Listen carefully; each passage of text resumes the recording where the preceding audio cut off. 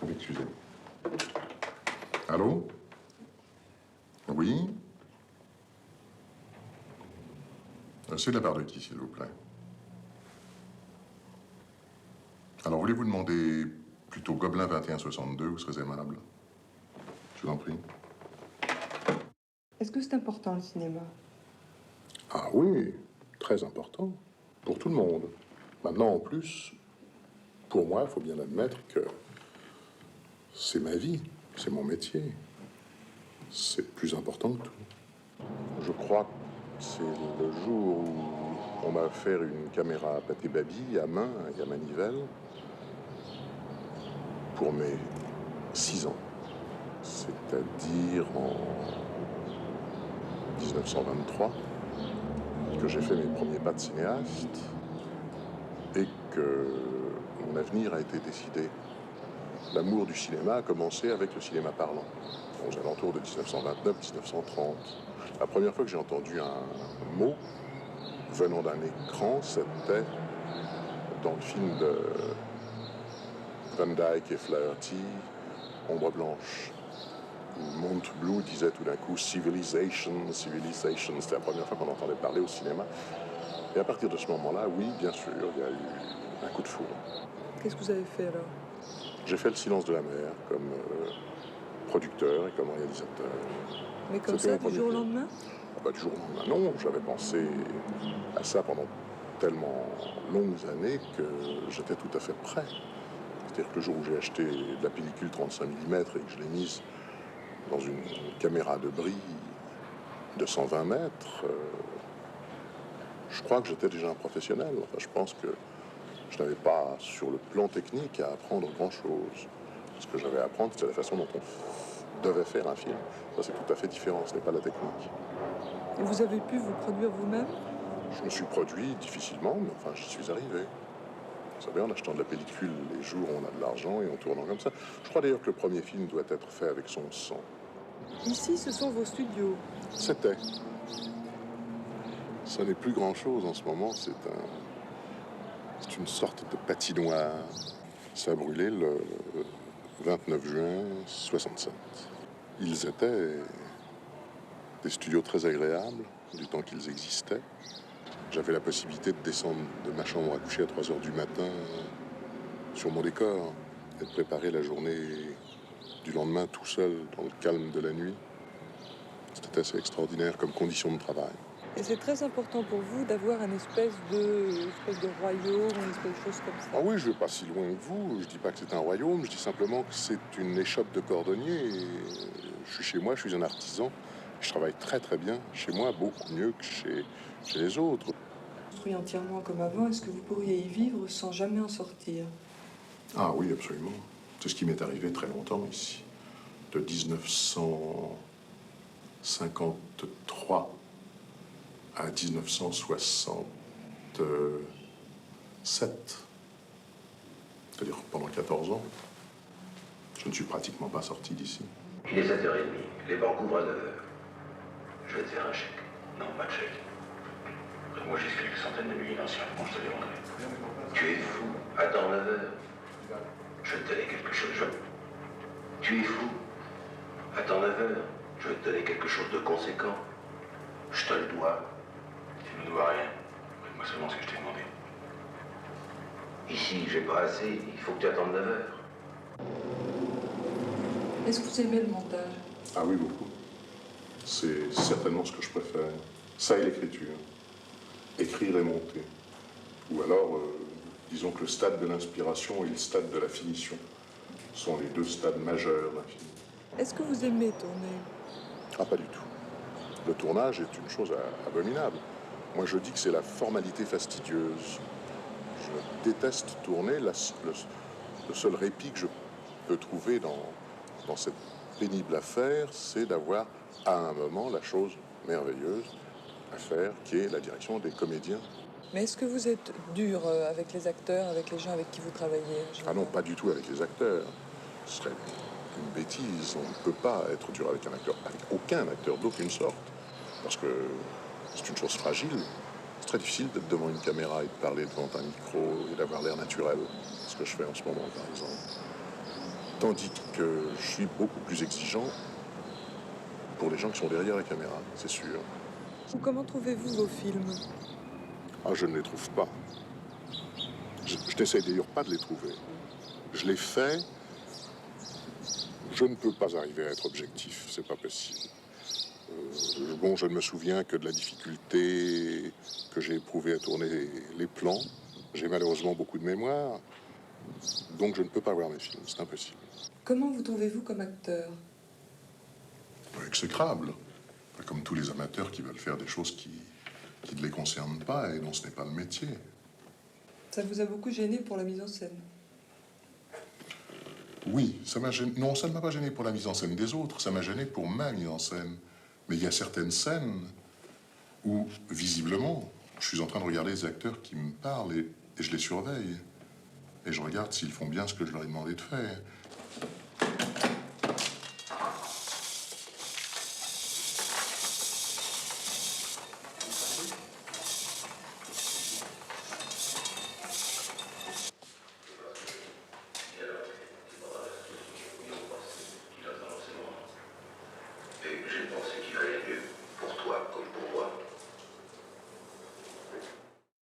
Je crois que le plus grand des mots, c'est la représentation de la pornographie. Alors moi, je suis un représentant de la vertu à la commission de contrôle, je suis un puritain. Ceci dit, j'excuse tout à partir du moment où il y a la qualité. Est-ce que ça ne vous gêne pas pour créer des films d'en voir beaucoup comme ça? Ah non, non, non, c'est ma nourriture, je n'ai jamais pu m'en passer. Je n'en vois presque plus, comparé à ce que je voyais il y a 32 ans ou 33 ans. Parce qu'à cette époque-là, il était normal que je jouais 5 films par jour. Moins de 5 films, je me sentais en état de manque. J'ai toujours eu une salle de projection chez moi. Pour pouvoir, le soir, après le dîner, me passer 2 films américains. Est-ce que c'est dur de faire ce métier? C'est très dur. Très, très, très, très dur. Et plus on avance en âge, et plus on use sa vie et plus on a derrière soi sa carrière, plus c'est difficile. Ce qui est important dans ce métier, c'est d'avoir énormément de santé. Quand on fait un film comme celui que je viens de faire, ou comme celui que j'ai fait l'année dernière, L'Armée des Ombres, qui sont des films terriblement difficiles, il faut être le premier sur le plateau, il faut partir le dernier, il faut entraîner tout le monde derrière soi, il faut vraiment, vraiment partir à l'attaque et crier en avant. Ça correspond à quoi pour vous, les gangsters? Les gangsters ne correspondent à rien. Pour moi, je trouve que ce sont des pauvres types, des minables. Mais il se trouve que les histoires de gangsters représentent un véhicule facile à exploiter pour cette forme de tragédie moderne qu'est le film noir tiré de la littérature noire américaine. C'est un fourre-tout, on peut y mettre un peu tout ce qu'on veut, de bon ou de mauvais, mais c'est quand même assez facile de se servir de ce véhicule pour raconter des histoires qui vous tiennent à cœur, sur la liberté individuelle, sur l'amitié, sur les rapports entre les hommes, pas toujours obligatoirement sur l'amitié d'ailleurs, sur la trahison, qui est un moteur essentiel du livre noir américain. Est-ce que vous connaissez des gangsters? Oh, j'en ai connu, oui, j'en ai connu pas mal. Ils ne sont pas du tout comme ceux de mes films. Non, je ne suis pas injuste longtemps. Je peux l'être pendant quelques secondes, puis après j'ai honte. Quand je suis tout seul à 3 heures du matin dans ma chambre, je vous assure que je ne suis pas seulement modeste, mais que je suis humble. J'aime beaucoup prendre des risques. Je ne fais jamais un film à la mode. Un film se doit d'être commercial. C'est avant tout un produit. C'est une position honnête et c'est une position d'artiste. Il faut plaire. J'aime bien que les spectateurs, en sortant de mes films, ne soient pas tout à fait sûrs d'avoir très bien compris. Je veux toujours qu'ils se posent des questions. Est-ce que vous pensez à la mort? Non. Non, non, elle m'indiffère complètement. Je la connais très bien, alors elle m'indiffère complètement. C'est un problème qui est beaucoup traité dans vos films. Oui. Non, je pars du principe que la mort, c'est pour tout de suite, pour dans 1 minute, pour dans 2 heures, pour dans 6 mois. Ça n'a vraiment aucune espèce d'importance.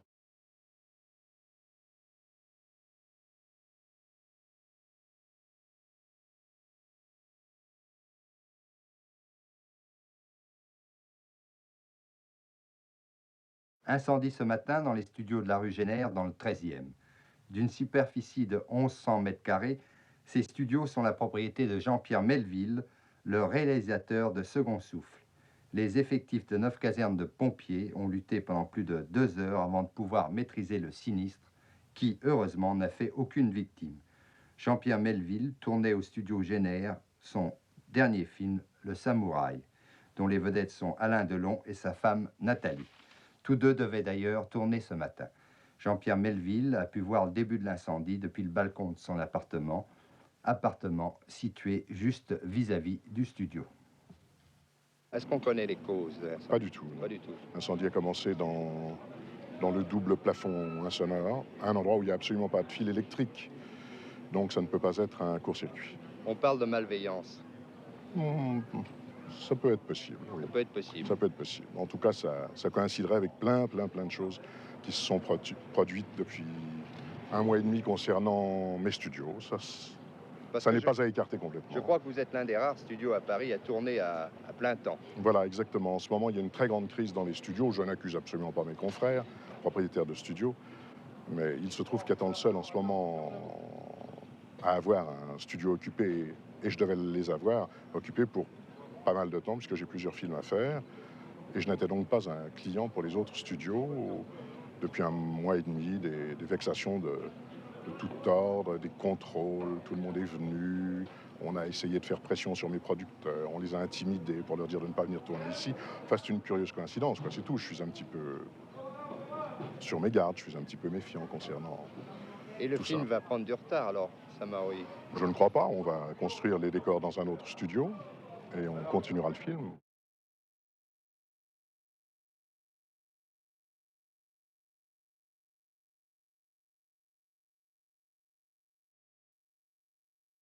Et maintenant, je vous le disais tout à l'heure, nous avons le plaisir d'accueillir Alain Delon, qui nous fait très plaisir en venant dans ce studio. Alain Delon qui est en plein projecteur de l'actualité cinématographique, car cette semaine sort Le Samouraï. Oui, mercredi soir. Mercredi soir. Et il y a déjà des affiches dans Paris, des affiches qui sont très frappantes, je dois dire. Le Samouraï est écrit en grandes lettres noires. Rouge. Et elles sont rouges? Elles sont rouges. Et moi, je fais de la télévision en noir et blanc. Je suis tellement habitué. Moi, ici, ce soir, on passe en couleur. Oui, ce soir, les on lettres passe en sont couleur. rouges. Mais on n'a pas l'affiche, car c'est ça le drame, Alain. Les affiches sont tellement fraîches qu'on n'a pas eu le temps d'avoir une pour ce soir.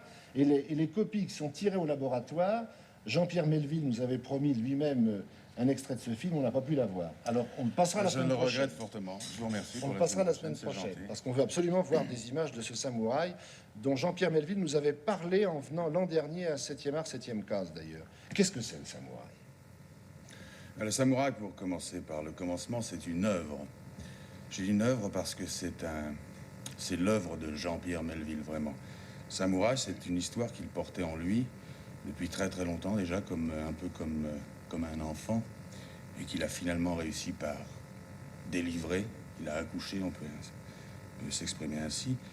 Et Jean-Pierre a tout fait du samouraï. Il a trouvé l'histoire, il est l'auteur de ce film, il est l'auteur des dialogues, de l'adaptation, il est le metteur en scène, bien sûr. C'est vraiment un film d'auteur, tel qu'on peut le considérer. C'est assez rare en ce moment de nos jours. Et comment est Jean-Pierre Melville dans le travail pour un comédien? Je vais d'abord vous dire 2 mots sur d'abord vous dire 2 mots sur le samouraï parce que c'est important. Enfin, c'est une date importante dans ma carrière, je crois. Le thème du samouraï, je serai très bref parce que je ne veux pas. Mais ne soyez pas bref. C'est l'histoire aux spectateurs. L'histoire du samouraï, le thème du samouraï, c'est le thème de la solitude. On pourrait résumer le film en une phrase qui est extraite du livre sacré des samouraïs, le Bushido, qui dit ceci: il n'est pas de plus profonde solitude que celle du samouraï, si ce n'est celle du tigre dans sa jungle, peut-être. C'est très beau, cette phrase. Je crois, oui. Et votre personnage est un personnage complètement solitaire. Absolument, oui. C'est un samouraï moderne, un samouraï de nos jours, un samouraï qui vit à Paris, bien sûr, Et c'est l'histoire de ce tigre dans sa jungle, un peu. Traqué. Traqué, oui, et solitaire. Voilà un très très beau rôle. Oui, je crois. Vous avez été heureux de le tourner. J'ai été fou de joie de le tourner.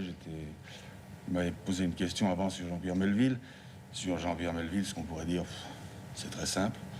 C'est aussi très court. C'est le plus grand metteur en scène avec qui j'ai eu la chance, le plaisir et l'honneur, je dois le dire, de travailler jusqu'à présent.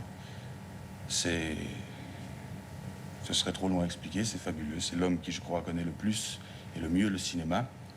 C'est le plus grand metteur en scène que je connaisse, c'est le plus grand opérateur, c'est le plus grand cadreur, c'est le plus grand chef opérateur, c'est le plus grand tout ce qu'on veut. C'est un dictionnaire du cinéma. Eh bien, Alain, je suis très heureux de vous l'entendre dire, car je veux dire que quand on songe à votre carrière et à tous les grands metteurs en scène avec qui vous avez eu l'occasion de tourner, on sait entre qui vous faites cet éventail pour faire un choix.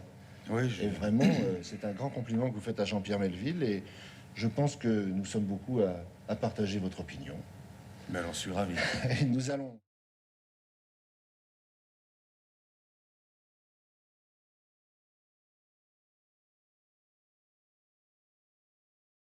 C'est, je crois, depuis Sacha Guitry que l'on parle des comédiens qui n'ont pas un nom à se faire, mais seulement un prénom. Dans votre cas, Nathalie Delon, que pensez-vous de la formule? De se faire un prénom, c'est facile, disons que c'est plus facile, et beaucoup plus difficile en même temps. Parce que de se faire un prénom, enfin, on n'a aucune excuse si on le rate. Tandis que de se faire un nom, c'est peut-être plus long, mais peut-être plus facile. La leçon particulière, c'est votre deuxième film après Le Samouraï. Pour vous, que représente-t-il?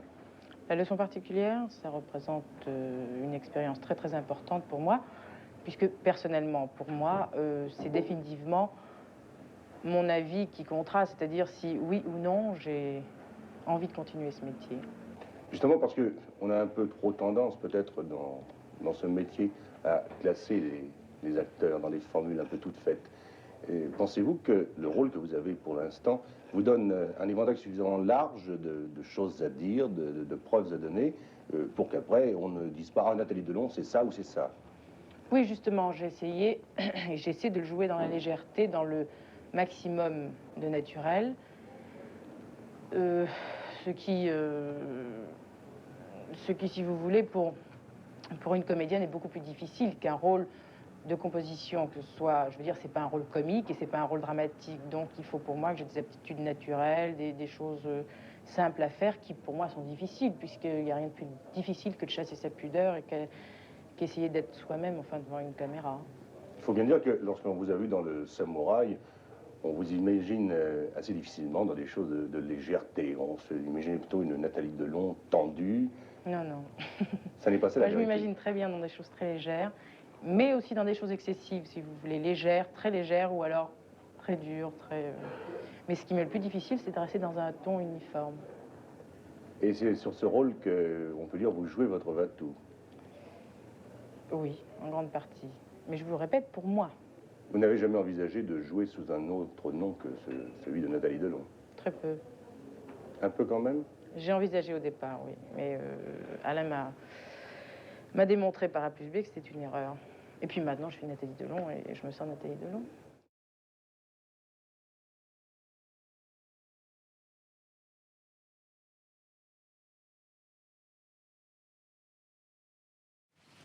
Et maintenant, tu as surtout envie de faire autre chose. Oui, parce que j'ai 24 ans et un enfant maintenant qui est bien à moi. Il faut que je m'en occupe. C'est plus sérieux, je crois, le cinéma. Le théâtre, j'essaierai aussi. On comprend très vite, surtout lorsqu'on atteint mon âge, que c'est un métier, en fait, qui peut vous rapporter pendant 5 ou 6 ans. J'ai choisi d'être mannequin parce que c'était une solution de facilité. Et puis, j'ai travaillé comme ça pendant 3 ans. Je fais des photos, je fais des défilés. Tu as bien gagné ta vie avec ce métier. Oui. C'est tout, on ne peut pas être mannequin éternellement, alors que le cinéma, il y a quand même des actrices qui continuent jusqu'à l'âge de 60 ans. Alors, pourquoi pas? Mais tu attends qu'on vienne te chercher ou tu te donnes du mal pour réussir? J'ai horreur de faire du porte-à-porte. J'ai horreur de vendre ma marchandise. Écoutez, la première fois que je suis allée voir une rédactrice, je ne citerai ni son nom ni le journal, mais elle m'a reçue très froidement. Elle était un peu snob. Elle a feuilleté mon book. Elle a regardé mes photos. Elle m'a dit, mademoiselle, vous êtes très belle, mais vous n'êtes absolument pas le genre de la maison. Personne en France ne peut s'identifier à vous. Après ça, on est venu me chercher. J'imagine que ça va être plus facile avec les hommes qu'avec les femmes pour toi. Beaucoup plus. Ouais, ça m'étonne pas.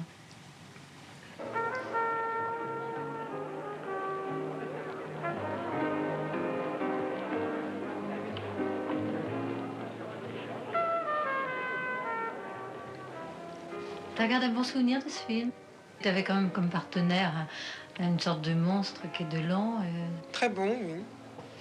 Il y avait une très bonne ambiance. Gardez de bons souvenirs. Et puis c'était ma première expérience. Alors comment ça a commencé le cinéma? Jean-Pierre Melville a appelé mon agence. Et on m'a téléphoné à 8h30 du matin en me disant dans 1 heure, il faut que tu sois prête, maquillée, habillée, très belle, parce que tu as rendez-vous avec un metteur en scène. Mais à 9h du matin, rendez-vous avec un metteur en scène, c'est difficile. J'ai enfoncé ma casquette jusque-là, j'ai mis mes grosses lunettes, mon vieux jean, et je suis partie. Et puis voilà, j'ai vu Melville et ça a marché tout de suite.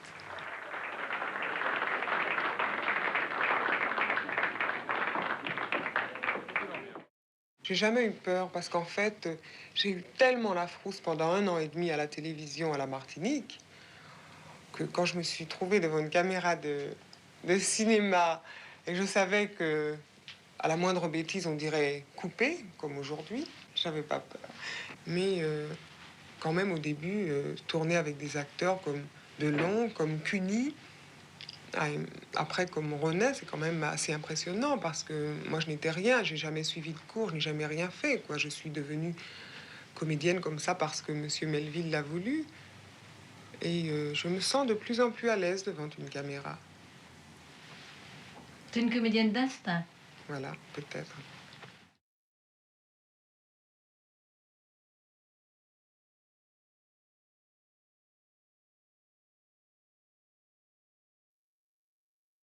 Après les films de Clément et Fellini, tournés d'ailleurs la même année, une douzaine de rôles divers, voici les grands films de Melville. C'était un tyran, à la limite du sadisme. Il était dur avec les acteurs. Il était très exigeant avec lui-même, mais il était dur avec les comédiens. Et quand on a commencé Le Samouraï, j'avais une immense tirade. Une scène avec Nathalie Delon, où je parlais pratiquement tout le temps. Et j'arrive et je dis, Jean-Pierre, on va jusqu'où? Et il a très bien senti, quand je lui ai demandé ça, que je me disais, bon, où est-ce que je vais pouvoir respirer? Donc je vais bien revoir le passage jusqu'où on va. À minuit, on fait la scène en une fois. Jusqu'à quelle heure et qui? C'était quelqu'un de très, très difficile, Jean-Pierre Melville. Mais c'était un fou de cinéma. Fou de cinéma. Il était tellement fou de cinéma qu'au fond, il ne pouvait vivre que dans l'ambiance du cinéma, c'est-à-dire d'une salle obscure de cinéma. C'est un homme qui n'aimait pas la lumière du jour. Et il vivait dans son studio.